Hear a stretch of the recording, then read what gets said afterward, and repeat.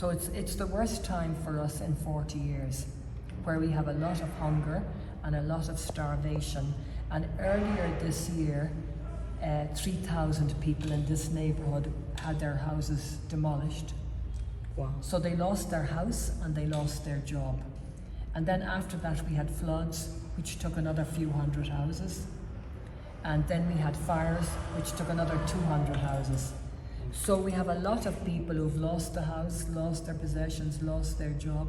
So without your help and our cooperation with you, they would have no medical treatment.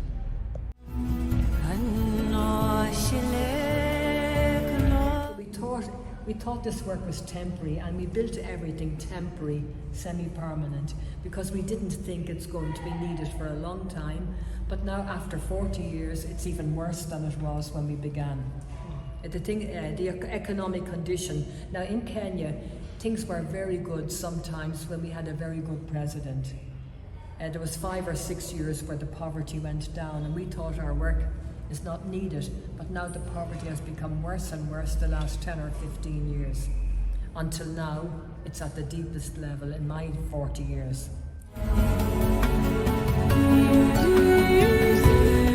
Our concern is that there'll be too many people, that huge numbers will come because of the need of the people. We may have so many people that we may not be able to cope with the numbers. We have a number of children under 5 dying from malnutrition.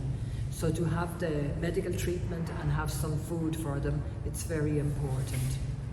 We also have pregnant mothers, and they're not able to give birth because they don't have enough food. So sometimes you give them a cup of tea and they can give birth.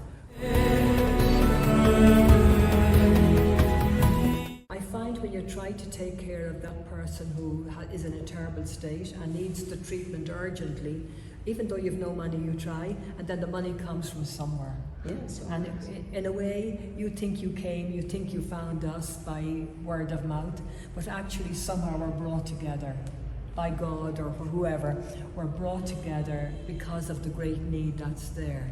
And I find once you try to meet that need, somebody comes in to join you. So we're happy that you're the one who has come to join us.